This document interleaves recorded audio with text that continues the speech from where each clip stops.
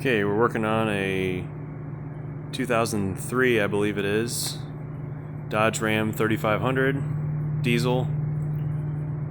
Came in for a few things, but among those is the batteries keep going dead.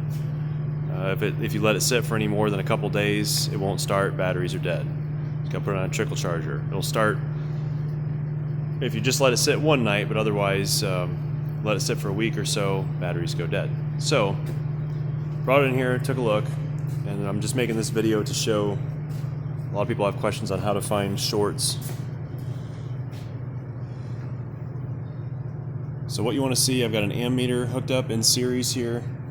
So power, instead of going from the battery to the negative power lead, again I have the positive is still connected, but the negative I pulled off. So instead of routing power directly through it like it was from the factory, what we did is we're forcing power to go through this wire, back up here, through this wire, through the multimeter or the ammeter, then back out of it, and then to the negative battery lead. So all the power that the truck is using right now that's coming out of this battery is going through our ammeter.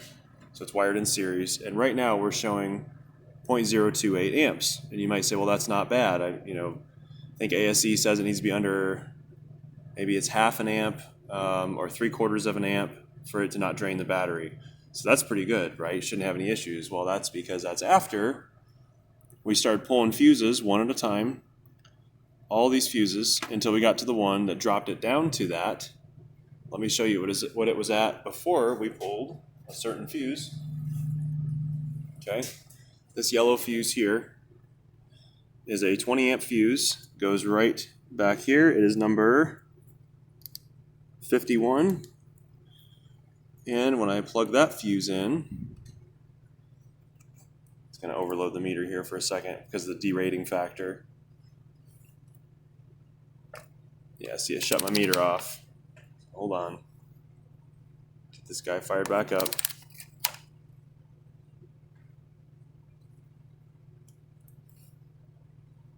Now we've jumped to over 1 amp. So we went from 28 thousandths of an amp to over an amp.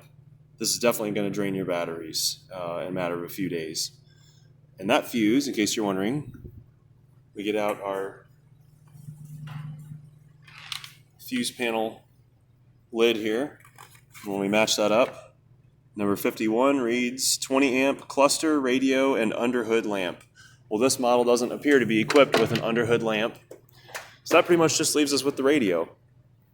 I've already confirmed that the radio is the only thing that doesn't work when we pull this fuse out. So for the moment, just to get this customer home tonight, you can bring it back another day if we want us to put another used radio in it or troubleshoot that. But for the moment, we're going to just remove that fuse, and that way it takes a minute to fall back down. There we go. And that way he can drive it home tonight and it won't die on him. And he can just listen to an alternative form of music on his phone or whatnot, and that way his truck will still run. So just want to do a little video on how to find shorts in an electrical system. Have a good day.